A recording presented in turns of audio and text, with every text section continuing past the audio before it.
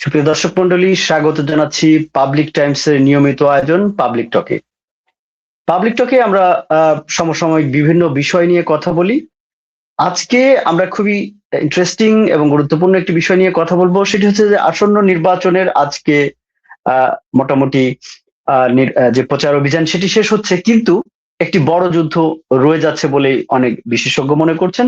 সেটি হচ্ছে সামাজিক যোগাযোগ মাধ্যমে যে প্রচারণা এবং যে প্রচারণার যে বিষয়গুলো রয়েছে সেটি একটি গুরুত্বপূর্ণ। বিশেষ করে এই সামাজিক যোগাযোগ মাধ্যমে এআই জেনারেটেড ফেক কন্টেন্ট এবং নানাবিধ বিষয় এই আগামী 2 দিন ব্যাপকভাবে দেখা যেতে পারে বলে বিশেষজ্ঞরা বলছেন।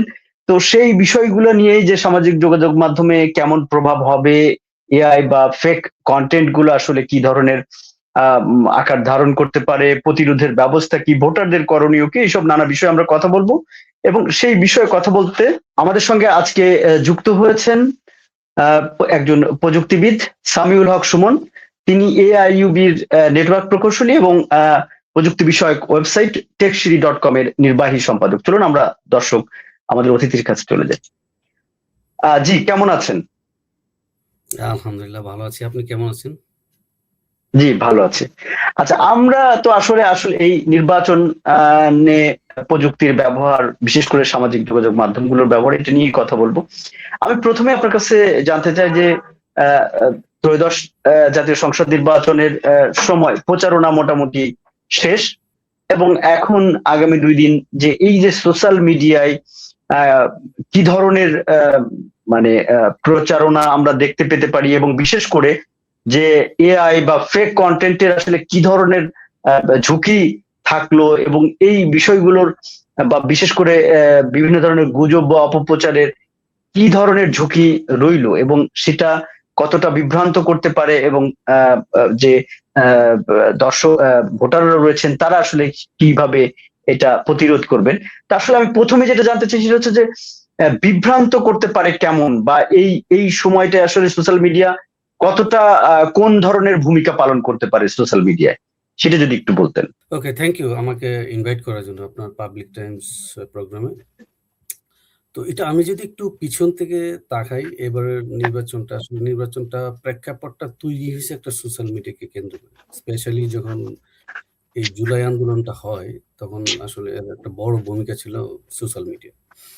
তো যাই হোক, লাস্ট 18 মাস বা 17 মাসের পরে যে ইলেকশনের একটা আবহ তৈরি হয়েছে, এবং তার শুরু থেকে এই পর্যন্ত যে নির্বাচনী প্রচারণাগুলো আমরা দেখছি, এর মধ্যে একটা বড় ভূমিকা পালন করছে সোশ্যাল মিডিয়া। এই ব্যাপারে কোনো সন্দেহ নাই।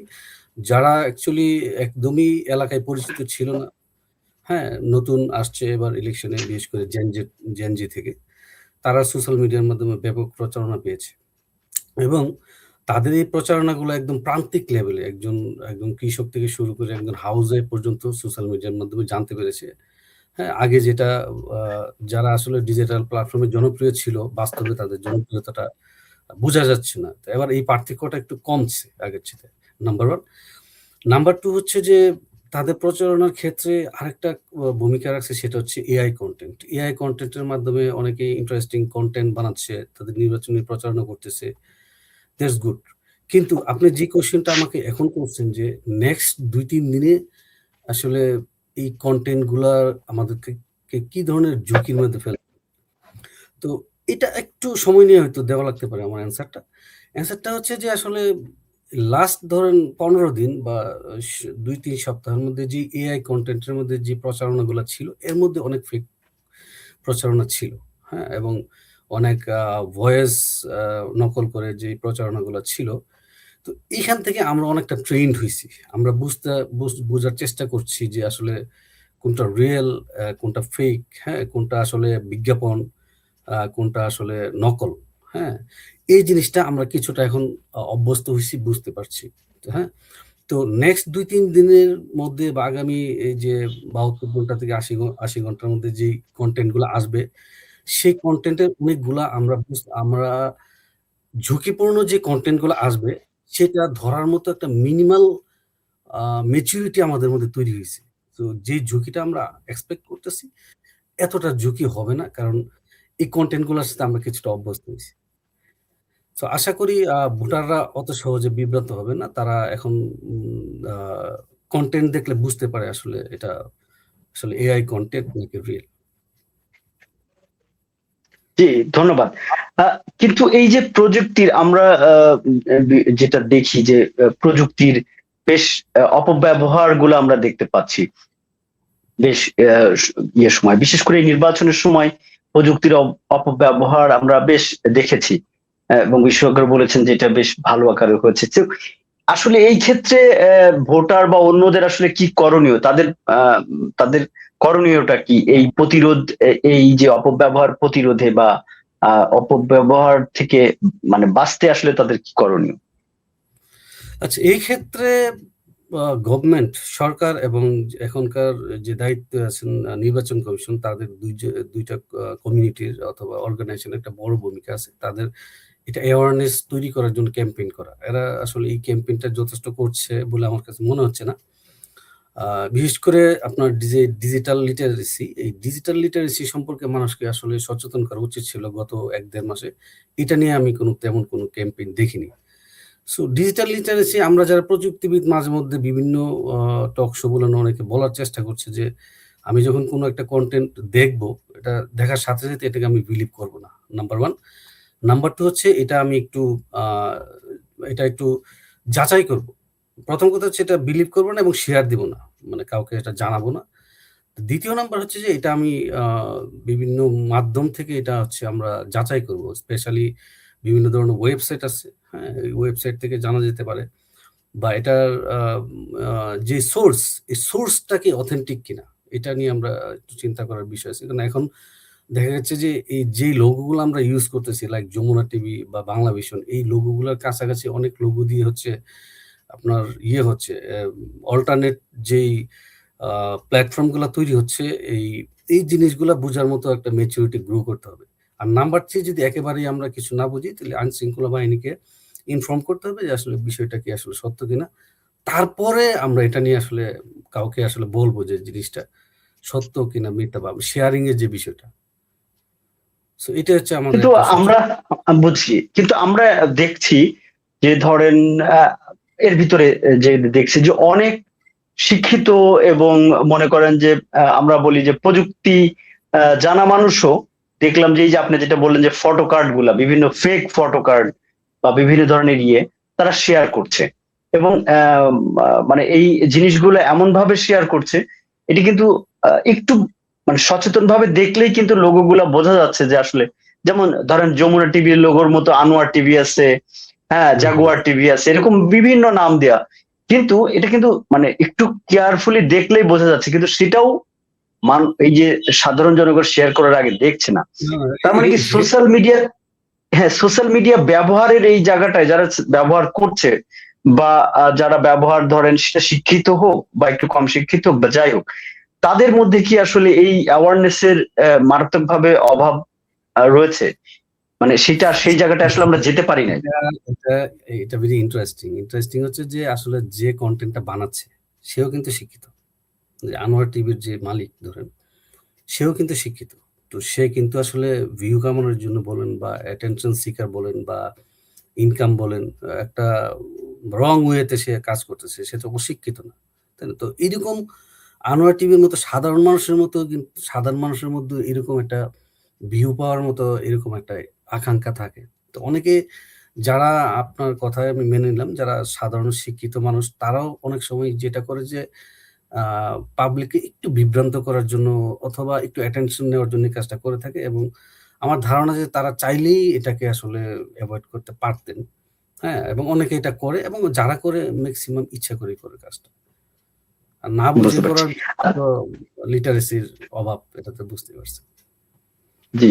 আচ্ছা, আমি আরেকটু অন্য প্রসঙ্গে বলতে চাই। আপনি যেটা বললেন যে আসলে আমরা বিগত সময়গুলোতে এই বিশেষ করে সাম্প্রতিক যে সময়গুলা এবং ৫ আগস্টের যে ঘটনা, সেটাও আসলে সোশ্যাল মিডিয়া একটা বড় ধরনের মানে প্রভাব ছিল, হুম। অবদান রয়েছে।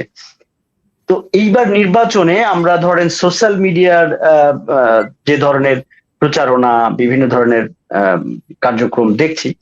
অনেকেই যেটা বলেন যে আসলে সোশ্যাল মিডিয়ার যে আ আ পরিচিতি বা জনপ্রিয়তা, সেটা ভোটের মাঠে আসলে খুব একটা কাজে না, মানে অর্থাৎ তারা এই ডিজিটাল মাধ্যমটাকে এবং সরাসরি যে ফিজিক্যালি যে অ্যাপিয়ারেন্স সেটাকে দুটাকে বেশ পার্থক্য হিসাবে দেখছে। তো আমার প্রশ্ন যে আপনি কি আসলে মনে করেন যে এইবারকার নির্বাচনে যে সোশ্যাল মিডিয়ার এবং মানে ভোটের যে অরিজিনাল ভোটার তাদের মধ্যে আসলে খুব ব্যাপক পরিবর্তন, মানে আপনি সোশ্যাল মিডিয়া যেরকম জনপ্রিয়তা বা যে যে জিনিসটা দেখছেন সেটা আসলে ঠিক বিপরীত হইতে পারে মাঠে, সেটা কি আসলে মনে করেন এরকম অবস্থা আসলে আছে? আসলে আমরা সোশ্যাল মিডিয়া ব্যবহার শুরু করি 2007 থেকে। আমি পার্সোনালি 6-7 এর দিকে শুরু করি। তো এখন 2026। তো এই পার্থক্যটা 2007 থেকে আস্তে, আস্তে কমতেছে। 2014 সালের যে নির্বাচন ছিল এবং ওই গভর্নমেন্টের আমলে 18 তে নির্বাচন হইছে, তার মাঝখানে বেশ কিছু স্থানীয় নির্বাচন হইছে। বিশেষ করে আপনার সিটি কর্পোরেশন নির্বাচন, হ্যাঁ? ওগুলোতে আমরা দেখছি যে সোশ্যাল মিডিয়াতে যে হাইপটা থাকে, এই হাইপ কিন্তু বাস্তবে হয় না, প্রতিফলিত হয় না, নাম্বার 1। নাম্বার 2 হচ্ছে যে সোশ্যাল মিডিয়াতে একজন যে ধরেন পার্লামেন্ট ক্যান্ডিডেট, তার ফলোয়াররা যারা থাকে তারা সারা বাংলাদেশ থেকে থাকে। কিন্তু তার ভোটার কিন্তু ওইখানকার স্থানীয়। সো ওই জায়গাটাতে একটা গ্যাপ আছে। সো যতই গ্যাপ থাকুক, গ্যাপটা আসলে গ্র্যাজুয়ালি কমতেছে। আপনি যত দিন যাবে, কারণ সোশ্যাল মিডিয়া প্রত্যেকটা মানুষের হাতের মুঠোয় চলে আসছে এবং ধরেন একটা ডাকসু নির্বাচন, এই নির্বাচনে এটা একটা ছাত্র সংসদ নির্বাচন। এই নির্বাচনটা কিন্তু আজ থেকে 10-15 বছর আগে এতটা আলোচিত ছিল না, বা এখানে পাস ফেল নিয়ে এতটা বেশি সবাই জানতো না। কিন্তু আজকে গ্রামের একটা মহিলাও ডাকসু নির্বাচন সম্পর্কে জানতেছে। হ্যাঁ, এখানে কি হচ্ছে সে কিন্তু দেখতে পারতেছে, এবং প্রান্তিক কৃষকরা মাঠে বসে দেখতেছে। সো পার্থক্যটা কমতেছে, কিন্তু বাস্তবে আমরা যেটা দেখি এটা আসলে যত গর্জে তত বর্ষে না। হ্যাঁ, এটা কারণ তাদের ফলোয়াররা আসলে ওভারঅল বাংলাদেশ থেকেই ফলো করে, কিন্তু ভোটটা কিন্তু যদি এটার আমরা মানে ধরেন প্রভাবটা কত, যদি আমি পার্সেন্টেজের হিসাব করি বা আমি যদি একটা অঙ্কের হিসাব করি যে ধরেন প্রভাবটা এই টাইপের, ধরেন এত পার্সেন্ট আসলে হয়তো হইতে পারে সঠিক, একজন এটা আমরা যা দেখছি এরকম করার আমি কোনো আছে কিনা? এতটা পলিটিক্যাল বিশ্লেষক নই, বাট এটা হচ্ছে মেন টু মেন ভেরি করে। আসলে একজন ব্যক্তির সাথে তার ব্যক্তির ইমেজটা ভেরি করে। যেমন ধরেন আপনি তাসনিম যারা একটা ক্যান্ডিডেট, সে একজন সাধারণ একটা ক্যান্ডিডেট এবং জেনজেড থেকে আসছে। সো ওর ক্ষেত্রে যে ওর পুরো হাইপটা কিন্তু সোশ্যাল মিডিয়া বেসড। সে কিন্তু এলাকায় কোনোদিন আগে যায়নি, কিন্তু তার যে জনপ্রিয়তা আছে এটা সোশ্যাল মিডিয়া। কিন্তু এই জিনিসটা আবার আরেকজনের কাছে মিলাইলে এই জিনিসটা হবে না। সো এটা আসলে ব্যক্তির উপর নির্ভর করতেছে আসলে তার অবস্থানটা কোন জায়গায়। বুঝতে পেরেছি। আরেকটা বিষয় সেটা হলো যে আহ ধরেন এই যে আগামী যে 2 দিন রয়েছে, এই 2 দিনে আপনার কি ধারণা আছে যে কি ধরনের কন্টেন্ট বা কোন ধরনের কন্টেন্ট বেশি আপনার হতে পারে, মানে যদি আমরা বলি ফেক কন্টেন্টের দিক থেকে বা ডেফিনেটলি। আপনার জি, হুম, সে কোন ধরনের কন্টেন্ট বেশি হতে পারে, মানে ডেফিনেটলি ছড়াইতে পারে বা এআই বেসড কনটেন্ট গুলা এখনো জনপ্রিয়তা পাচ্ছে, এবং এআই বেসড কনটেন্টের ফেক কনটেন্টের আসতে পারে বেশি। তো আমি এই ক্ষেত্রে পলিটিক্যাল পার্টিস গুলাকে বলবো যে এটা যদি আপনাদের বানানো কন্টেন্ট, ডেফিনেটলি ওই পলিটিক্যাল পার্টি এটা লেভেলিং করা উচিত যে এটা আসলে এআই মেড। কারণ একজন সাধারণ মানুষের যে মনের কথা, এই যেটা এআই দিয়ে বলা হচ্ছে, এটা তো আসলে সাধারণ মানুষের মনের কথা নাও হইতে পারে। It's a acting, it's a বিজ্ঞাপন। সো এরা এই বিজ্ঞাপনটাকে একটা রিয়েল লাইফের আদলে করতেছে, এটা এক ধরনের একটা প্রতারণা। সো এই প্রতারণাটা হওয়ার সম্ভাবনা আমার কাছে বেশি মনে হচ্ছে। আচ্ছা, আরেকটা বিষয় সেটা হলো যে ধরেন এই যে আপনি যেটা বললেন যে আসলে সচেতন হওয়ার ব্যাপার আছে, বিশেষ করে সাধারণ ভোটারদের যারা ছড়াচ্ছে, অনেক ইচ্ছা করে ছড়াচ্ছে বা অনিচ্ছায় ছড়াচ্ছে, কিন্তু আপনি বললেন যে ফ্যাক্ট চেকের যে বিষয়গুলো ধাপগুলো আসলে ধরেন আমরা বিশেষ কোনো বাংলাদেশে এমন কোনো ধরেন ফ্যাক্ট চেকের কোনো রিনাউন্ড ওয়েবসাইট বা ইয়েগুলো আছে কিনা যারা খুব দ্রুতই ফ্যাক্ট চেকের ইনফরমেশন গুলা দেয়, এমন কোনো ওয়েবসাইট বা কি বলে লিংক বা মাধ্যমগুলো? আসলে প্রত্যেকটা মানুষের দ্বারা এই ধরনের ফ্যাক্ট চেক গুলা করে চেক করাটা আসলে পসিবল হয় না, এবং এত সময়ও নেই। হ্যাঁ, এরকম আপনি সাইট অনেক আছে, হ্যাঁ। বাট তার আগে সাইটে যাওয়ার আগে আমি সেটা বলবো যে এই কন্টেন্ট গুলা ক্ষেত্রে সবচেয়ে যে জিনিসটা বেশি হয় যে আমি যে কথা বলতেছি, আমার কথা বলার ভঙ্গি বা আমার চোখের পলক ফেলানো, হ্যাঁ? এই এক্সপ্রেশন গুলা কিন্তু আপনার ফেক এআই কনটেন্ট গুলার সাথে হিউম্যান অ্যাপিয়ারেন্স এর একটা পার্থক্য আছে।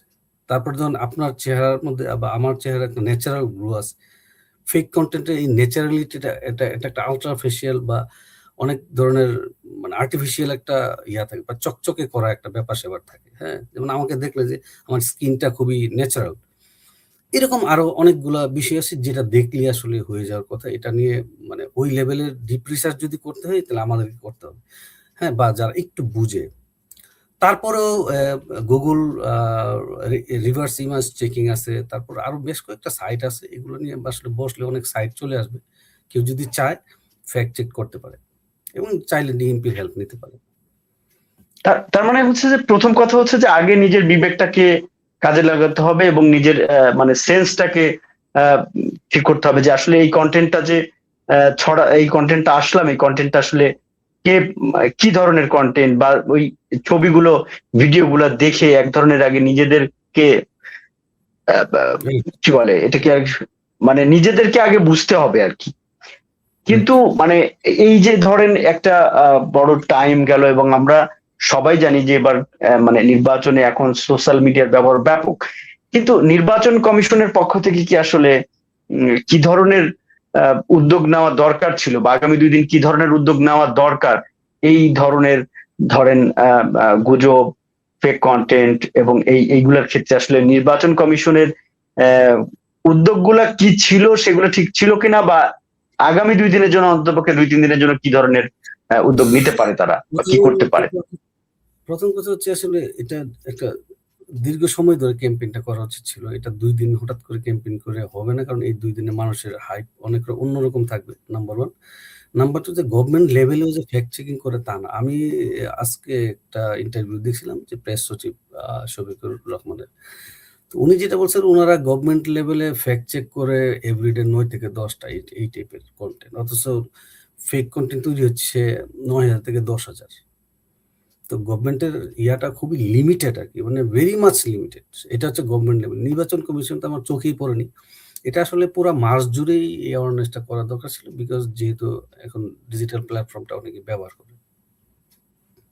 মানে আসলে ফ্যাক্ট চেকিং হচ্ছে হাজারে একটা কিন্তু মানে ১,০০০ কনটেন্ট এর মধ্যে একটাই ফ্যাক্ট চেকিং হচ্ছে বা আমরা জানতে পারছি যে ঠিকঠাক মতো।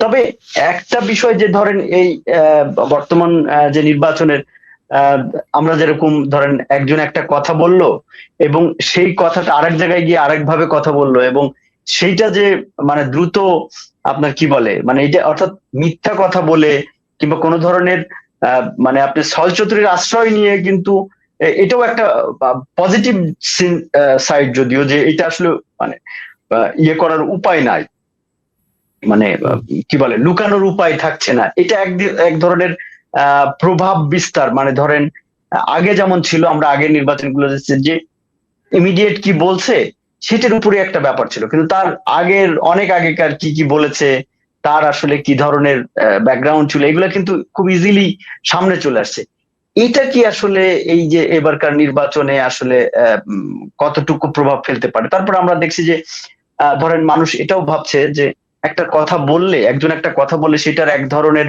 বিশ্লেষণ করতে পারছে এবং আমরা জানতেও পাচ্ছি তো এই জায়গাটায় আসলে আহ, ভোটাররা কতটুকু ধরেন আপনার সচেতন হিসাবে এবং প্রভাব এই সোশ্যাল মিডিয়ার এই জায়গাটায় প্রভাবটা কেমন হতে পারে সেটা যদি একটু বলতেন। আসলে ভোটারদের সচেতনতা বা স্মার্টনেস এর চাইতে আমাদের যে আ যারা আসলে নেতৃস্থানীয় অথবা যারা অর্গানাইজেশন বা ইনস্টিটিউশন গুলা তাদেরকে আরো অনেক বেশি স্মার্ট হইতে হবে। যেমন আমি এই পর্যন্ত যতগুলা ধরেন যারা ক্যান্ডিডেট তারা কিন্তু নিজে একটা ইনস্টিটিউট।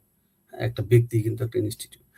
তো এই পর্যন্ত যত ইনস্টিটিউট দেখলাম অর্গানাইজেশন এর মধ্যে বাংলাদেশ আর্মিকে আমি দেখলাম যে সেটা প্রপারলি এই কনটেন্ট গুলাকে ট্র্যাক করতে পারছে এবং তারা একটা অফিসিয়াল নোটিস করছে এবং কোনটা ফেক কোনটা রিয়েল এটা ওনারা প্রকাশ করছে। সো এটা হচ্ছে তাদের দায়িত্ব।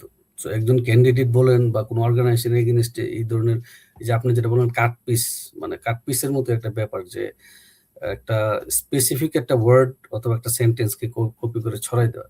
তো ওনাদের পক্ষ থেকেও এটা স্মার্টনেসটা গ্রো করা উচিত যে আসলে আমি এই বক্তব্যটা দিচ্ছি সেটা প্রচার করা অথবা ফেক বা অরিজিনাল ডুপ্লিকেটটা প্রকাশ করে দেওয়া, তাইলে জনগণ সেখান থেকে উপকৃত হতে পারে। এটা দায়িত্বটা আসলে উপর থেকে। জি, আরেকটা বিষয় জানার জন্য আপনাকে মানে আপনার কাছে প্রশ্ন করতে চাই, সেটা হলো ধরেন এই যে এবারকার নির্বাচনে ধরেন আমরা তো এখন সোশ্যাল মিডিয়া যেমন ব্যবহার করছি, পাশাপাশি কিন্তু স্মার্টফোন মোটামুটি একটা সবার কাছেই আছে এরকম একটা ব্যাপার। আহ, তো এই যে নির্বাচনে ধরেন যে ধরনের ঘটনা হয়ে থাকে, মানে যেটা হচ্ছে যে কেন্দ্র অর্থাৎ ভোট কেন্দ্রের সময় ভোটের আগে পরে নানা ধরনের ইনসিডেন্ট গুলো আমরা যেটা দেখি। তো এই এই যে এই সময়টায় আসলে সোশ্যাল মিডিয়ার এই প্রভাব যে যেভাবে বাড়ছে, তাতে কি আসলে ধরেন নির্বাচনে ম্যানিপুলেটিং বা এই টাইপের ঘটনা আপনার আসলে আর মানে হবে কিনা, বা হলেও এটা দ্রুত আসলে মানে কত দ্রুত এটা হতে পারে? মানে আমি যেটা জানতে চাই যে এই যে ভোট কেন্দ্রের যদি ক্ষেত্রে বলি যে এটা আসলে মানে বন্ধ হওয়ার ক্ষেত্রে আসলে এইটা কতটুকু ভূমিকা পালন করতে পারে, সেই জায়গাটা একটু যদি বলেন। একটা ভূমিকা আছে। একটা সময় আমরা মানে জার্নালিস্টদের জন্য মানে কোন একটা ঘটনা ঘটলে ২ শ্রেণীর মানুষের উপস্থিতি খুব ইম্পর্টেন্ট ছিল। একজন তো পুলিশ, আরেকটা হচ্ছে সাংবাদিক। এবং এদেরকে আনা এই পর্যন্ত রিচ করা এটা একসময় খুব ডিফিকাল্ট ছিল এবং একটা জার্নালিস্টকে উপস্থিত করা অনেক ডিফিকাল্ট ছিল। তো এই জার্নালিজমদের এখন ম্যাস উইংস গুলো কিন্তু হয়ে গেছে মানে কয়েকটা লেভেলে। যেমন ধরুন কিছু ইউটিউবার আছে, সোশ্যাল মিডিয়া কন্টেন্ট ক্রিয়েটর আছে, টিকটকার আছে। সো ওরা কিন্তু একটা ব্রিজ তৈরি করতেছে আমার মেইন প্ল্যাটফর্ম গুলাতে। আপনি একটু খেয়াল করে দেখবেন যে বড় বড় যে প্ল্যাটফর্ম গুলো আছে, আপনি ধরেন এনটিভি বলেন বা আরো আদার্স বা যুগান্তর পত্রিকা বলেন, আদার্স প্রথম আলো, ডেইলি স্টার, এরা কিন্তু এই টিকটক কিংবা ইউটিউবারদের ভিডিও রেফারেন্স দিয়ে হ্যাঁ তারা কিন্তু নিউজ প্রকাশ করছে। বা কোথাও কোনো একটা দুর্ঘটনা ঘটলো, কেউ একজন ভিডিও করলো, তার ভিডিওটা কিন্তু রেফারেন্স হিসেবে নিচ্ছে। তো সেই ক্ষেত্রে এখনকার যে ইউটিউবার বা কন্টেন্ট ক্রিয়েটর তারা কিন্তু এই ঘটনাগুলো খুব কাছ থেকে প্রত্যক্ষ করতে পারছে এবং তারা তারা এবং মেইন মিডিয়ার সাথে তাদের একটা কানেক্টিভিটি তৈরি হচ্ছে এবং এটা আসলে এই ধরনের ঘটনা বন্ধের ক্ষেত্রে একটা বড় ভূমিকা পালন করবে। তবে গভর্নমেন্ট একটা ভালো সিদ্ধান্ত নিছে যে মানে মোবাইল ফোন ইউজ করতে দিচ্ছে। আমরা সন্ধ্যার সময় যেটা জানতে পারছিলাম যে মোবাইল ফোন ইউজ করতে দিবে না, বাট এটা দিচ্ছে। এটা একটা আমি মনে করি এটা ভালো হইছে। জি, ধন্যবাদ। আমরা অনুষ্ঠানের শেষ পর্যায়ে আপনি যদি সার্বিকভাবে দর্শকদের জন্য এই যে মানে আমরা যে নির্বাচন কেন্দ্রিক যেহেতু কন্টেন্টটা মানে আমরা ইন্টারভিউ এর বিষয়টাই করছি, তো এই নির্বাচনের সময় আসলে সাধারণ ভোটার বা সবার আচরণ কেমন হওয়া উচিত বা কি করা উচিত, সেই বিষয়ে যদি আপনি সার্বিকভাবে কিছু বলেন দর্শকদের উদ্দেশ্যে। দর্শকদের উদ্দেশ্যে একটাই বলে যে সোশ্যাল মিডিয়ার সব কন্টেন্ট দেখেই আসলে প্ররোচিত হওয়া যাবে না। কারণ আমরা যতটা স্মার্ট হচ্ছি, প্রযুক্তি আরো দ্রুত গতিতে স্মার্টার হচ্ছে। হয়তো এমন কিছু কন্টেন্ট আসতে পারে যেটা বোঝার মতো ক্ষমতা হয়তো আমাদের হয়নি। এটা মানে স্মার্টনেস গ্রো করতে আমাদের আবার কিছুদিন সময় লেগে যাবে। সো চট করেই কোনো ডিসিশন না নিয়ে এটাকে আসলে একটু সময় নিয়ে ফ্যাক্ট চেক করা এবং মেইন স্ট্রিম মিডিয়া যারা আছে, যারা অথেন্টিক, এটাকে আসলে ফলো করা। জি, অসংখ্য ধন্যবাদ। আপনি আপনার ব্যস্ততম সময়ের মধ্যে থেকেও আজকে আমাদের দর্শকদের জন্য বেশ কিছু বিষয় বললেন। আশা করি আমাদের দর্শকরা সেই বিষয়গুলো মাথায় রাখবে এবং তারা তাদের বিবেচনা, তাদের তাদের কমন সেন্স এই বিষয়গুলো কাজে লাগাবে এবং তারা যেমন নিরাপদে থাকবে এবং সিদ্ধান্ত গ্রহণেও স্মার্টার হবে, সে প্রত্যাশা আমাদের রইল। আপনার সঙ্গে আবারও দেখা হবে হয়তো। সে পর্যন্ত আপনি ভালো থাকুন। আপনিও ভালো থাকুন। সবাইকে ধন্যবাদ। ভালো থাকবেন সবাই। সুপ্রিয় দর্শক মন্ডলী, এতক্ষণ আমাদের সঙ্গে থাকার জন্য অসংখ্য ধন্যবাদ। আপনাদের যদি কোনো মন্তব্য বা কোনো অভিমত থাকে কিংবা কিছু বলার থাকে, আপনারা অবশ্যই কমেন্টস অপশনে জানাবেন। পরবর্তীতে আবারও দেখা হবে নতুন বিষয়ে, নতুন অতিথির সঙ্গে, নতুন বিষয়ে। সে পর্যন্ত ভালো থাকুন, সুস্থ থাকুন, নিরাপদে থাকুন এবং আমাদের সঙ্গে থাকুন।